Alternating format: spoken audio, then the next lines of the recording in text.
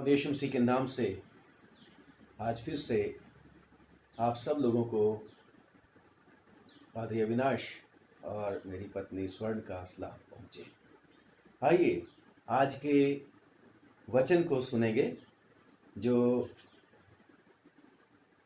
मरकुस रचित सुसमाचार और उसका 1 अध्याय उसकी 40 आयत से लेके 43 आयत तक। Gospel according to Saint Mark, first chapter 40 to 43, and I would like to request Mrs. Avinash to lead us in reading. Please come. Praise the Lord. लिखा है, एक कोढ़ी ने उसके पास आकर उससे विनती की और उसके सामने घुटने टेककर उससे कहा, यदि तू चाहे तो मुझे शुद्ध कर सकता है। उसने उस पर तरस खाकर हाथ बढ़ाया और उसे छूकर कहा, मैं चाहता हूँ तू शुद्ध हो जा। और तुरंत उसका कोढ़ जाता रहा और वो शुद्ध हो गया। तब उसने उसे चिताकर तुरंत विदा किया। ये प्रभु यीशु मसीह की इंजील है। इसके पढ़े और सुने जाने पर हम सबको आशीष मिले। आमीन। आमीन। Praise the Lord. Thank you very much. आइए छोटी दुआ करेंगे। सर्वशक्तिमान, मेहरबानी करके आज के वचन को फिर से हमें समझने की शक्ति दे। तेरे प्यारे बेटे और बेटियां जो भी प्रभु तेरे रूह की अगुवाई में तेरे इस वचन को सुनते हैं प्रभु, वो सब आशीष पाए। सर्वशक्तिमान, मेहरबानी से खास तौर से इस समय में जबकि सारा का सारा संसार प्रभु जी बड़ी परेशानी में, दुख में है, घबराहट में है प्रभु, सबको तू ही शांति दे सकता है। तू ही सबके ऊपर तरस खा सकता है। तू ही खुदा उन सब के ऊपर दया कर सकता है। दया कर दे प्रभु, और दया करके मेरे को भी प्रभु ऐसी शक्ति देना, ऐसी तेरी आत्मा की अगुवाई देना, शब्द देना सही, ताकि तेरे लोगों के साथ शांति की बातें कर सकें और प्रभु तेरे लोगों को उत्साहित कर सकें। प्रभु यीशु मसीह के नाम से मांगते हैं, आमीन। प्रियो, आज की जो रीडिंग है, आज एक ऐसे मनुष्य की है जो कोढ़ी हो गया था। और उसको कोढ़ क्यों हो गया था मुझे नहीं पता, परंतु जब हम बाइबल की अध्ययन करते हैं पुराने नियम में, तो पुराने नियम में कोढ़ का रिश्ता पाप के साथ होता था। अक्सर यही देखा जाता था। और उसके लिए मैं आपके सामने 2 रेफरेंसेस बताना चाहता हूँ। एक तो है नंबर्स यानी कि गिनती की किताब और उसके 12वें अध्याय में, जहाँ पर हारून और उसकी बहन मरियम ने या मिरियम जो भी है इंग्लिश में बोलते हैं, तो उन्होंने अपने भाई की यानी कि मूसा की निंदा करी थी। और परमेश्वर को इस बात का बहुत बुरा लग गया था, क्योंकि परमेश्वर अपने उस दास को बहुत ही प्यार करता था। और खुदावन ने इस बात का ध्यान किया और कहा कि तुम मेरे बंदा मूसा की निंदा करने के लिए क्यों नहीं डरे। और परमेश्वर ने गुस्से में आके उनको इस निंदा को उनके लिए पाप गिना। और लिखा है परमेश्वर के वचन में कि मरियम बड़ी बहन थी और उस सोचती होगी कि मैं बड़ी हूं, मोसेस छोटा है, हारून से भी छोटा है, और ये चाहे परमेश्वर का बंदा है परंतु परमेश्वर हमसे भी बातें करता है। और मरियम को परमेश्वर ने सजा दे दी निंदा करने की वजह से। और लिखा है कि मरियम उसी समय कोढ़ी हो गई। और जब कोढ़ हो गया तो फिर उसी समय उसको बाहर निकाला गया था, क्योंकि उस समय भी कोढ़ियों को आम लोगों के साथ नहीं रखा जा सकता था, उनको क्वारंटाइन कर दिया जाता था। और मरियम को भी 7 दिन के लिए क्वारंटाइन कर दिया गया था। ऐसे ही दूसरा एक हवाला है जो हम पढ़ते हैं, दूसरा इतिहास की किताब और उसका 26वां अध्याय।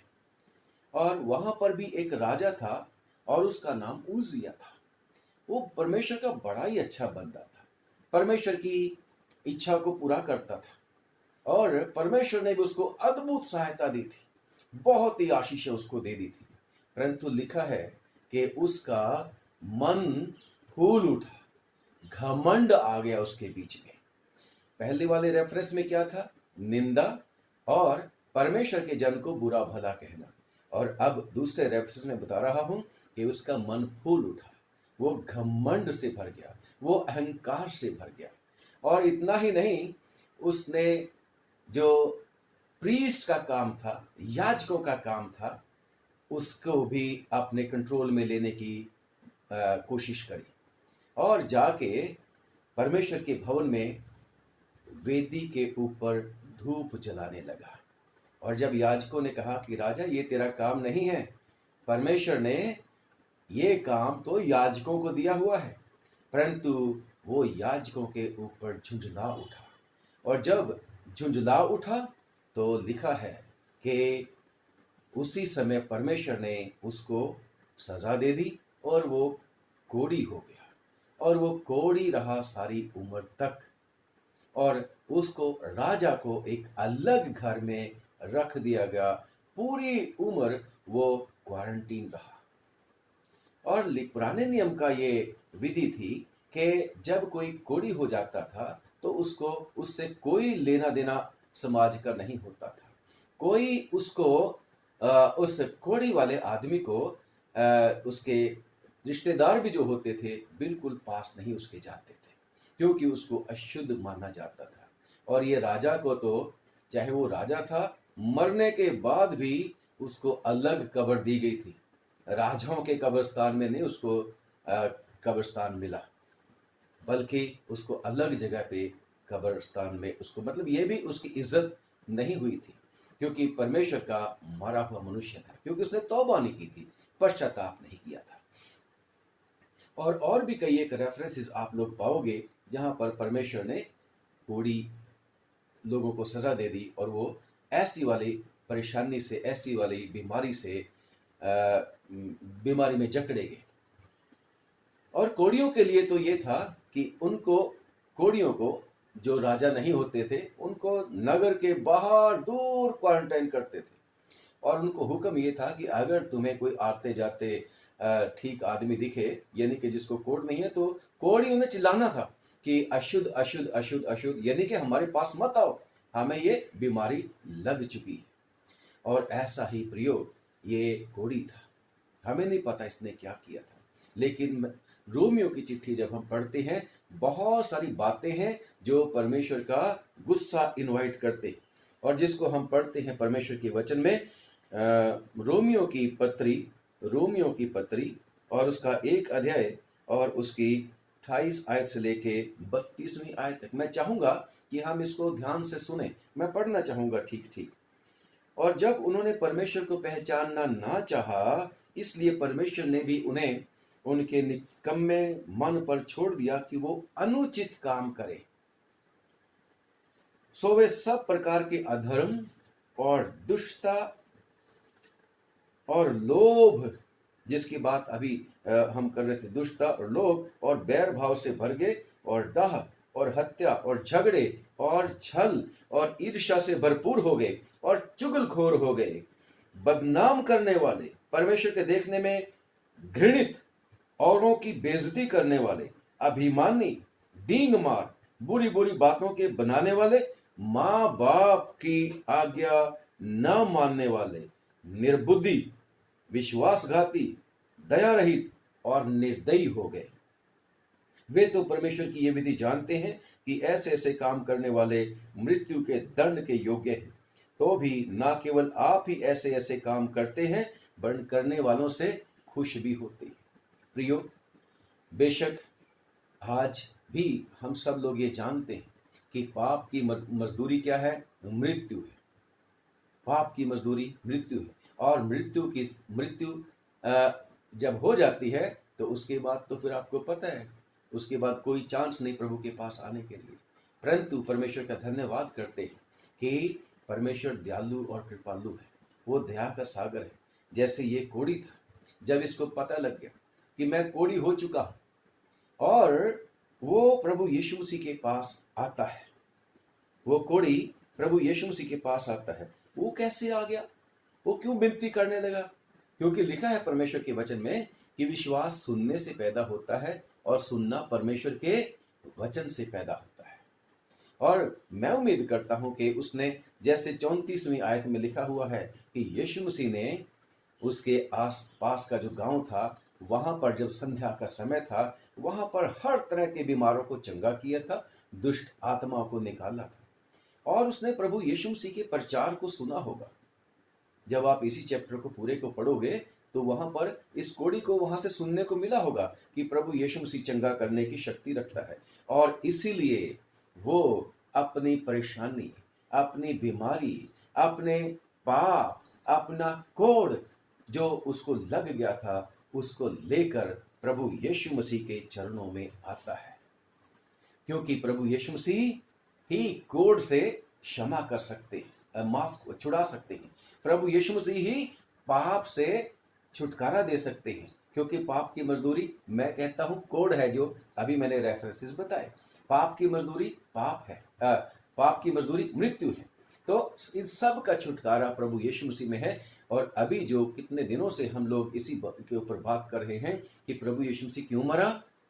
दुनिया के पापियों को पाप से छुड़ाने और उनको हमेशा का जीवन, धर्मी जीवन देने के लिए प्रभु यीशु मसीह इस दुनिया में आए और सलीब के ऊपर मरे।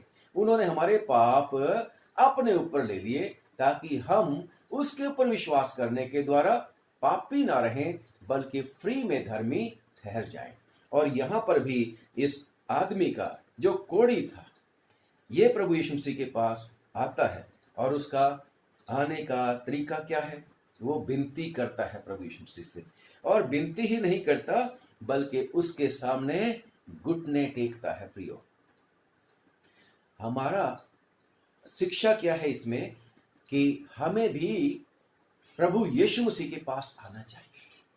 हम सोचते हैं कि हम में से हमने कोई पाप थोड़ी किया है, हमने कोई गलती थोड़ी की है। भाई, परमेश्वर के वचन में लिखा है, पहला यूहन्ना की पहली पत्री और उसका 1 ही बाब और 8वीं आयत में लिखा है कि अगर हम कहें कि हमने पाप नहीं किया तो हम झूठे हैं। और अगर हम अपने प्रभु के पास जाकर अपने पापों को मान लें तो वो हमारे पापों को माफ करने के लिए विश्वास के योग्य है। पहला यूहन्ना उसकी 8वीं और 9वीं और 10वीं आयत में अगर हम कहें कि हमने पाप नहीं किया तो हम झूठे हैं। इसलिए कि परमेश्वर कहता है कि सबने पाप किया और परमेश्वर की महिमा से रहित है। इसीलिए विश्वासियों को हर बार, हर रोज प्रभु के चरणों में जाने की आवश्यकता होती है। और यहाँ पर एक तरीका है, अपने आप को नम्र करना है। और ये आदमी जिसको कोढ़ था, जिसको पता था कि मेरे से गलतियां हुई हैं, ये प्रभु के सामने दुआ करने के लिए जाता है। और दुआ में कैसे करता है? उसके सामने घुटने टेकता है।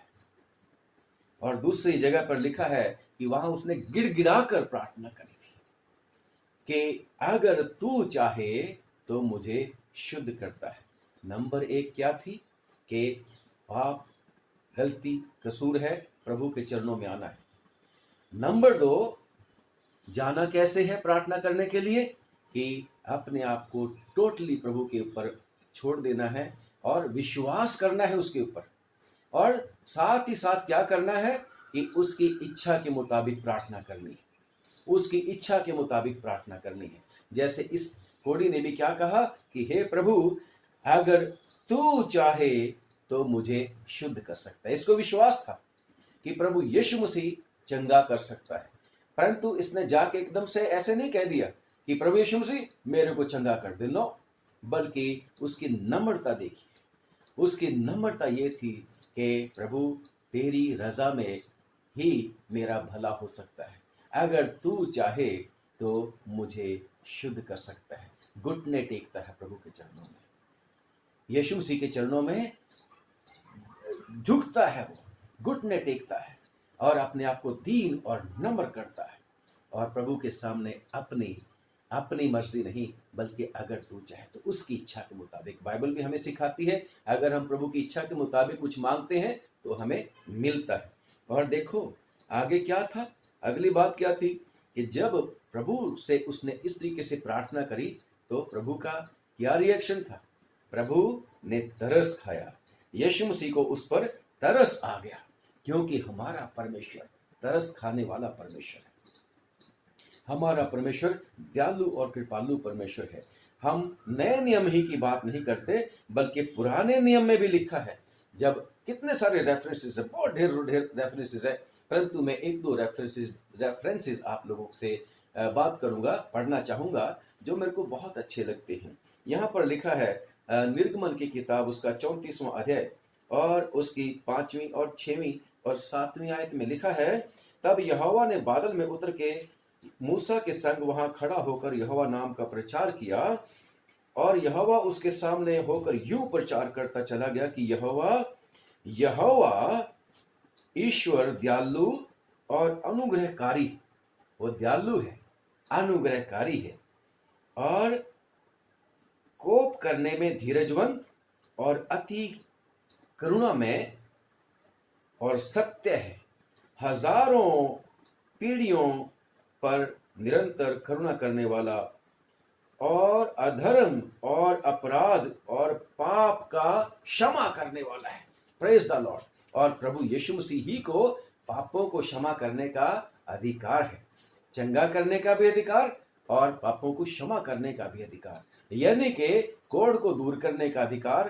पाप की मजदूरी मृत्यु है, जो नरक में लेके जाती है, उस मृत्यु से भी बचाने का अधिकार खुदावन यीशु मसीह के पास है। और यीशु मसीह कैसे हैं? कंपैशनेट। यीशु मसीह तरस खाने वाले, दयालु और कृपालु, उसकी ये खासियत है, उसका ये खासा है, उसका नेचर है कि वो दया कर देता है। और अगली बात क्या थी कि कोढ़ियों को तो कोई छूता नहीं था, कोढ़ियों को अशुद्ध समझते थे। ऐसा लगता था, सोचते थे लोग कि अगर हम इसको छुएंगे तो हम अशुद्ध नहीं हो जाएंगे, बल्कि ये कोढ़ हमें ना लग जाए, इसलिए उनको छूते नहीं। परंतु प्रभु यीशु मसीह ऐसा प्रेमी परमेश्वर है कि ना सिर्फ उसको तरस आया, अगर जैसे मैं और आप कई बार कितने लोगों के ऊपर तरस खाते हैं और सिर्फ बातों बातों में तरस खाते हैं, परंतु यहाँ पर प्रभु यीशु मसीह का क्या था रिस्पॉन्स? और उसने प्रार्थना के उत्तर में क्या कहा कि उसे छू कर कहा। प्रभु यीशु मसीह छूता है, कितना प्रेमी है वो, कि तेरी सारी की सारी पाप, तेरे सारी की सारी बीमारी मेरे ऊपर आ जाए। यीशु मसीह सिर्फ इसके योग्य है, जिसको हम यशायाह की किताब उसके 53 बाब में पढ़ते हैं कि उसने हमारे सारे रोगों को अपने ऊपर ले लिया, उसने हमारे पापों को अपने ऊपर ले लिया। और यहाँ पर भी यीशु मसीह उस अनटचेबल को छूते हैं, और छू के वो पर्सनल टच दे के, वो प्रेम उसको दिखा के क्या बोलते हैं? मैं चाहता हूं तू शुद्ध हो जा। यस, परमेश्वर चाहता है कि कोई मनुष्य पाप में ना मरे, बल्कि वो चाहता है कि हर एक मनुष्य पापों से तौबा करे, प्रभु यीशु मसीह के पास आ जाए। और प्रभु यीशु मसीह कहते हैं कि जो कोई मेरे पास आएगा मैं उसे कभी निकालूंगा नहीं, बल्कि प्रभु यीशु मसीह क्या कहते हैं कि मैं तो इसलिए आया हूं कि वो जीवन पाए, और बहुतायत का, वो तंगी तुलसी वाला नहीं, बल्कि बहुतायत का, इफरात का, और साथ ही साथ इफरात का जीवन पाए, और साथ ही साथ हमेशा का जीवन, कभी ना मरने वाला जीवन। धर्मियों की यही मिरास है भाई, कि स्वर्ग में धर्मी कभी मरेंगे नहीं, और वहां पर हमेशा, जैसे परमेश्वर हमेशा बना रहता है, धर्मी भी उसकी प्रेजेंस में हमेशा बने रहेंगे। तो प्रभु यीशु मसीह दयालु कृपालु है। प्रभु यीशु मसीह छू के अपने ऊपर हमारी बीमारियों को, हमारे कोढ़ को लेने के लिए, हमारे पाप को लेने के लिए तैयार है। और प्रभु यीशु मसीह की इच्छा ये है कि हम शुद्ध हो जाएं। और लिखा है कि और उसका कोढ़ तुरंत जाता रहा, उसी समय वो आदमी ठीक हो गया। और लिखा है ठीक हो गया, जाता रहा, और वो शुद्ध हो गया। अब वो पापी नहीं था, अब वो अशुद्ध नहीं था। यीशु मसीह के पास जब हम आते हैं, यीशु मसीह से के सामने अपने पापों का इकरार करते हैं, यीशु मसीह के ऊपर विश्वास करते हैं, तो एक विश्वास करने वाले को प्रभु यीशु मसीह से उसी घड़ी माफी मिलती है। उसी समय उसे मुआफी की और एक शांति की अनुभूति होती है। यस, उसको एहसास होता है, क्योंकि प्रभु यीशु मसीह जीवित है और जीवित ही प्रार्थना को सुनता है और उत्तर देता है। और अगली आयत 43 में लिखा है, और उसने उसे चिताकर तुरंत विदा किया। मेरे प्यारे बहन भाइयों, ये देख चुके हैं हम कि खुदावंद यीशु मसीह ने किस रीति से इस आदमी को चंगा किया। और जब आप आगे इसको पढ़ोगे तो इसने प्रभु यीशु मसीह का प्रचार सब जगह फैला दिया, प्रभु का प्रचार कर दिया। आप और मैं जो प्रभु यीशु मसीह के ऊपर विश्वास करते हैं, क्या अब हमारा रिस्पॉन्स क्या है? आज तो कोरोना वायरस की वजह से बहुत ज्यादा लोग परेशानी के में और डर में पड़े हुए हैं। एक विश्वासी का रिस्पॉन्स क्या है? यीशु मसीह तो दयालु है, यीशु मसीह चंगा करने वाला है, और यीशु मसीह ने कहा कि तुम मेरे सहकर्मी हो। हमें प्रभु यीशु मसीह के साथ उसके नक्शे कदम पर चलना है। और इस समय हमारा रिस्पॉन्स क्या है? हमारा रिस्पॉन्स परमेश्वर के पास जाने का है। किनके लिए? दूसरों के लिए। जैसे परमेश्वर के वचन में लिखा है, जब हम पढ़ते हैं परमेश्वर के वचन में दूसरा कुरिन्थियों और उसका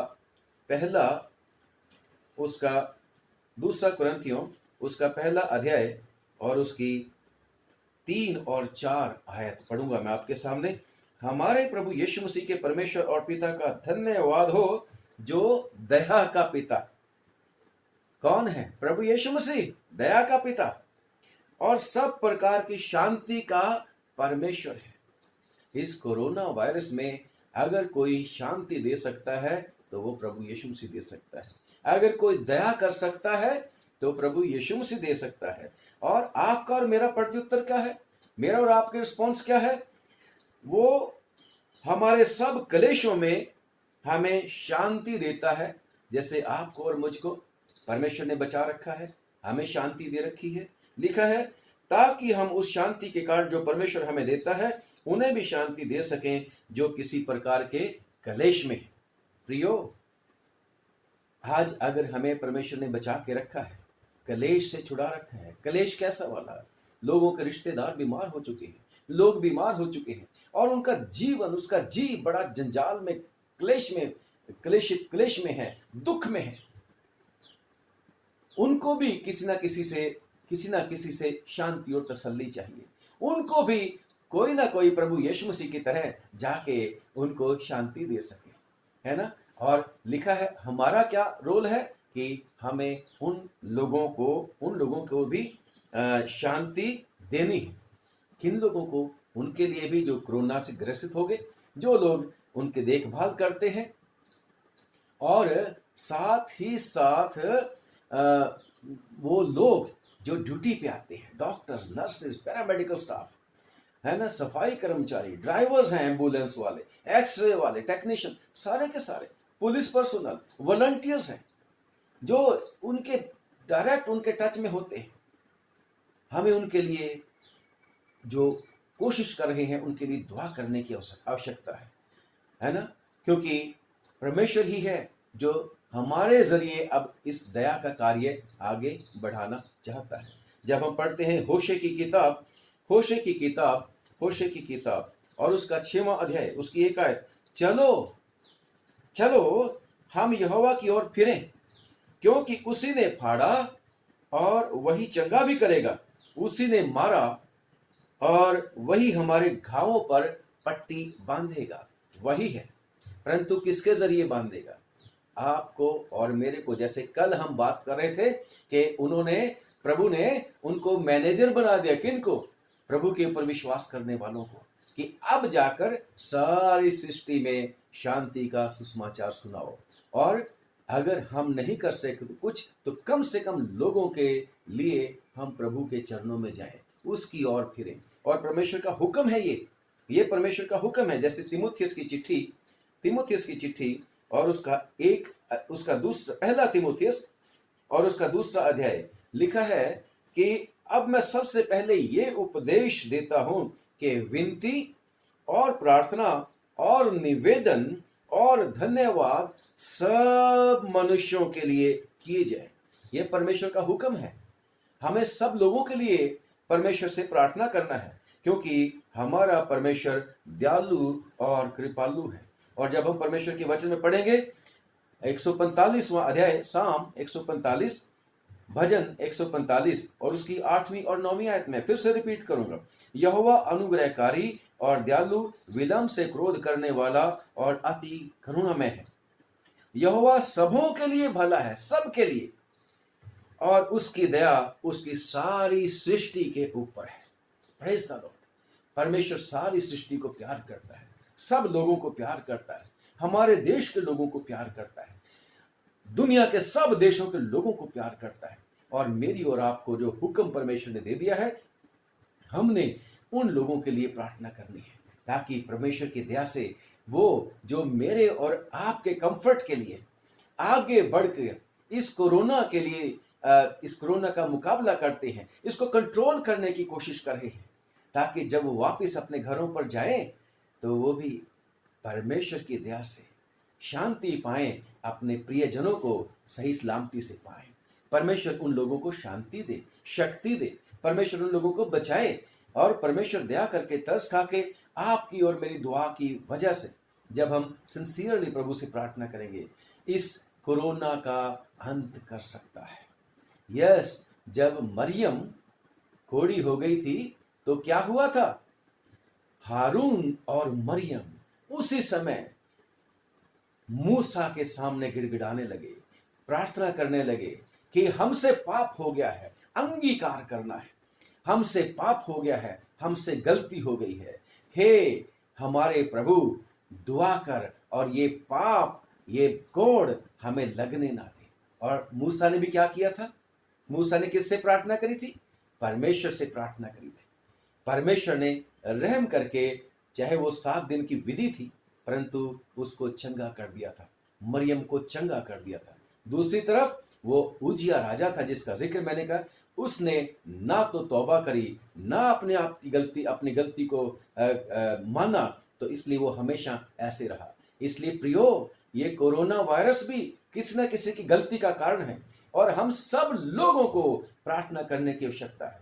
और बेशक जैसे रोमियो की चिट्ठी उसके 1 बाब में से पढ़ा है, ये सारी की सारी बातें तो हमारे देखने में आती हैं कि ये सारी की सारी चीजें पाई जाती हैं। लोगों में झगड़े रगड़े, लोगों में छल, लोगों में दुष्टता, अधर्म और लोभ और बैरभाव और चुगली, और जितने भी इसके बीच में माँ बाप की बेइज्जती, दूसरों की बेइज्जती, बड़ों की बेइज्जती, ये सारी की सारी बातें हैं और इनसे सबसे तौबा करने की आवश्यकता है। निर्बुद्धि हो गए लोग। निर्बुद्धि कौन है? जो परमेश्वर की हुक्म नहीं मानते, उनको प्रभु कहते हैं कि निर्बुद्धि है वो।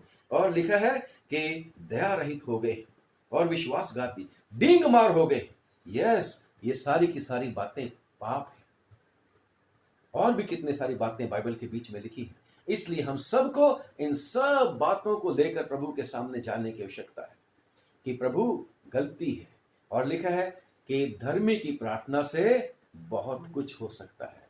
और अगर हम बचे हुए हैं तो प्रभु प्यारो, लेमेंटेशन, विलाप गीत में उसकी 3 की 23 में लिखा है, 22 और 23 में, हम मिट नहीं गए, ये परमेश्वर की अपार करुणा का प्रतिफल है।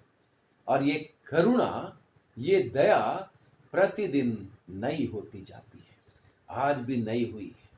परमेश्वर ने हमारे ऊपर करुणा की है और परमेश्वर हमें ये अनुग्रह दे कि हम सचमुच में एक दूसरे के लिए भी और पूरी दुनिया के लिए प्रार्थना करें। खास तौर से हम दुआ करें जहां पर ये कोरोना आउट ऑफ कंट्रोल होता चला जा रहा है। खुदा का शुक्र है हमारे देश में, भारत में, तो परमेश्वर ने दया करके इसको कंट्रोल करने के लिए सरकार को बुद्धि दी, समझ दी। ये प्रिकॉशन ले रहे हैं।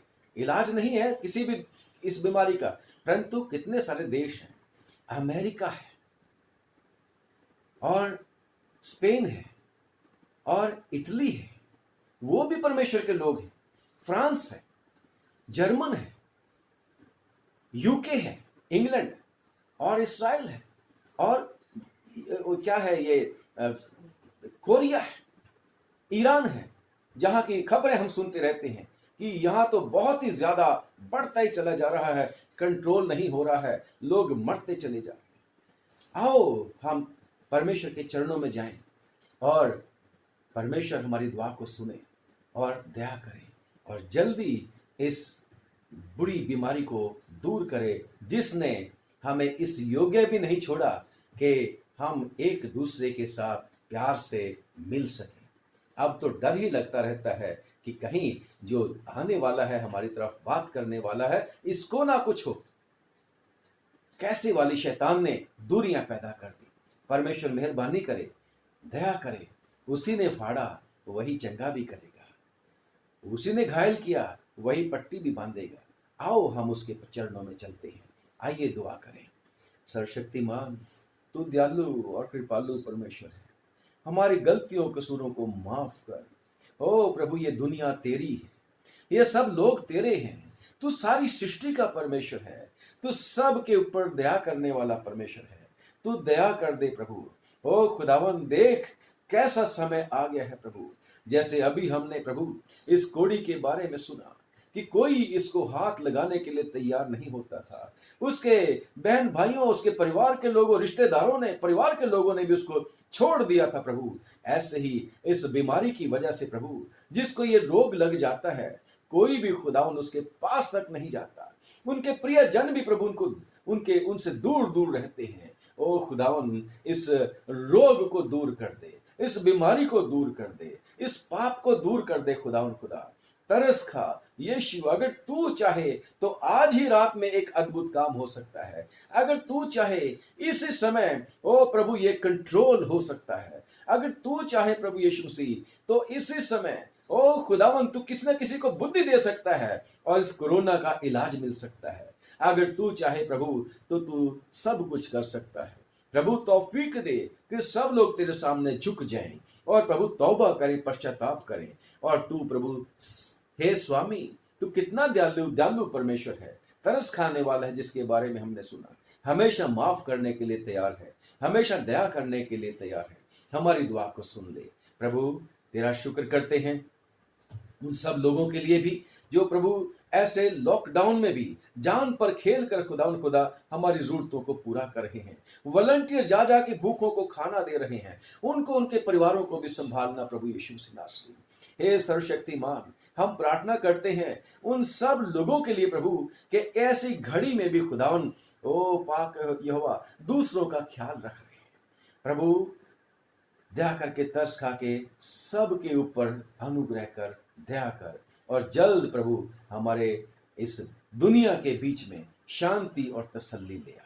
और इसके साथ ही साथ फिर प्रार्थना है कि हम विश्वासी जो तुझ पर विश्वास करते हैं, हमें तेरा हुक्म मानने की शक्ति दे कि हम सब के लिए दुआ करें, सब के लिए दुआ करें और तेरी इच्छा पूरी हो जाए।